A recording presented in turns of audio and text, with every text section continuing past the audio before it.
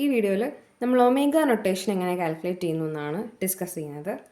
അപ്പോൾ ഫസ്റ്റ് ഇവിടെ ഒരു ക്വസ്റ്റ്യൻ ഞാൻ കൊടുത്തിട്ടുണ്ട്. F of N equal to 3n plus 6n² plus 3n.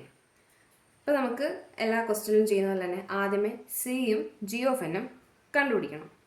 അപ്പോൾ സി എന്ന് പറയുന്നത് ഇവിടെ എന്ത് വാല്യൂ വരും? നമ്മൾ ബിഗ് ഓ നൊട്ടേഷനിൽ കോഎഫിഷ്യൻറ്റിൻ്റെ കൂടെ കിടക്കുന്നതിനോട് 1 ആഡ് ചെയ്തിട്ടുണ്ടായിരുന്നു. ഇവിടെ അങ്ങനെ വേണ്ട. ഇവിടെ നോക്കുക 3n. നമുക്കറിയാം 3n എന്ന് പറയുന്നതാണ് ഇവിടുത്തെ ജി ഓഫ് എൻ വരുന്നത്. ജി ഓഫ് എൻ ആണ് 3n. ഇതിന് മുമ്പിൽ ഒന്നുമില്ല. അപ്പോൾ നമുക്കവിടെ സിക്ക് എന്ത് വാല്യൂ വേണമെങ്കിലും ഇവിടെ എടുക്കാം. അതായത് ഏതെടുത്താലും വാല്യൂ ട്രൂ ആയിട്ട് തന്നെ വരുള്ളൂ. 1ഓ 2ഓ 3ഓ, കാരണം ഇവിടെ ഒന്നുമില്ലല്ലോ. അപ്പോൾ 1 തൊട്ട് ഏത് നമ്പർ വേണമെങ്കിലും യൂസ് ചെയ്യാം. അപ്പോൾ ഞാനിവിടെ തൽക്കാലം 1 എടുക്കുവാണ്. ഇനി നമ്മുടെ ഇക്വേഷനോട് കൊടുത്തിട്ടുണ്ട് F of N greater than or equal to C into G of N. അപ്പോൾ നമുക്ക് ഇക്വേഷനിലേക്ക് സബ്സ്റ്റിറ്റ്യൂട്ട് ചെയ്യാം. 3n² plus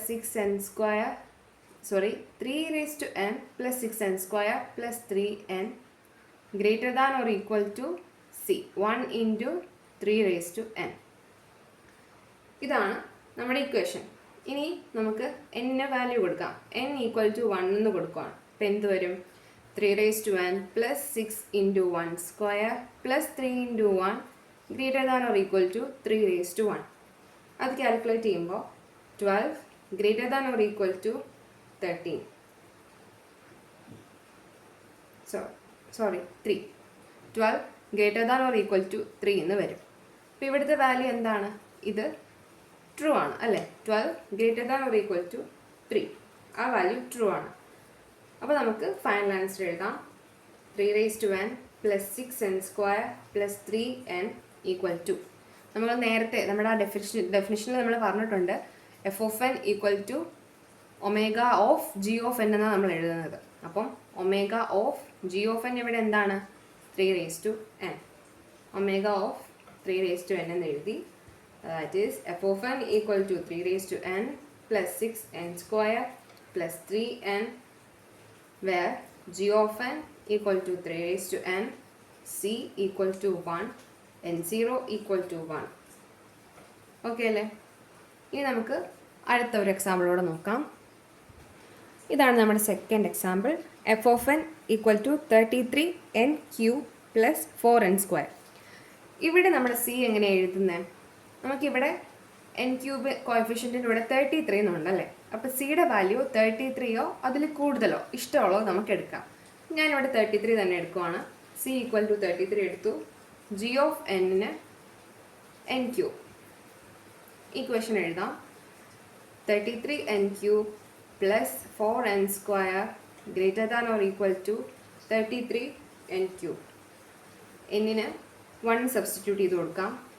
33 into 1³ plus 4 into 1² greater than or equal to 33 into 1³.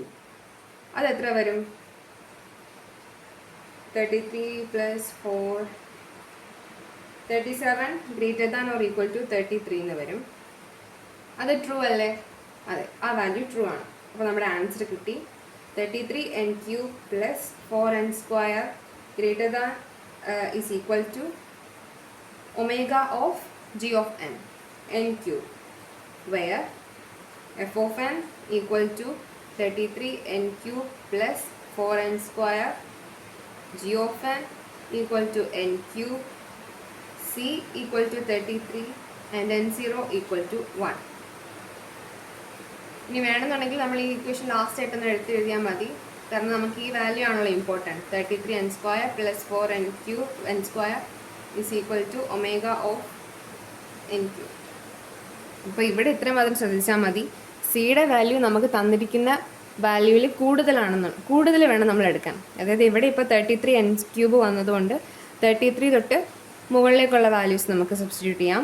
ഇനി ഒന്നുമില്ല എന്നുണ്ടെങ്കിൽ 1 തൊട്ട്. അങ്ങനെ സിക്ക് നമ്മൾ കൂടുതൽ വാല്യൂ കൊടുക്കുകയാണെന്നുണ്ടെങ്കിൽ നമ്മുടെ ഇവിടെ സബ്സ്റ്റിറ്റ്യൂട്ട് ചെയ്യുന്നതിൻ്റെ എണ്ണം നമുക്ക് കുറയ്ക്കാൻ പറ്റും. ഇപ്പം വേറെ ചില എക്സാമ്പിൾ വരുമ്പോഴത്തേക്കിനും വേണമെങ്കിൽ നമുക്ക് n ഈക്വൽ ടു 1 ഇടുമ്പോൾ തന്നെ ഉത്തരം കിട്ടണമെന്നില്ല. n ഈക്വൽ ടു 2, 3, 4 അങ്ങനെ ഇട്ടിട്ട് കൊടുക്കേണ്ടി വരും. അപ്പോൾ അങ്ങനെയുള്ളപ്പം നമ്മൾ ജസ്റ്റ് ഒന്ന് മനസ്സിലൊന്ന് നോക്കുക. അപ്പം ഇവിടെ 33 ഇട്ട് കഴിഞ്ഞാൽ നമുക്ക് കിട്ടുമെന്ന് നമുക്ക് മനസ്സിലാവും. ഇനി അങ്ങനെ അല്ലാത്ത കണ്ടീഷനാണെങ്കിൽ സിയുടെ വാല്യൂ കൂട്ടിയിടുക. ഇത് ഒമേഗ നൊട്ടേഷനിൽ മാത്രമേ അങ്ങനെ ചെയ്യാൻ പാടുള്ളൂ. ഓക്കെ, ഇനി നമുക്ക് തീറ്റ നൊട്ടേഷൻ അടുത്ത വീഡിയോയിൽ ചെയ്യാം.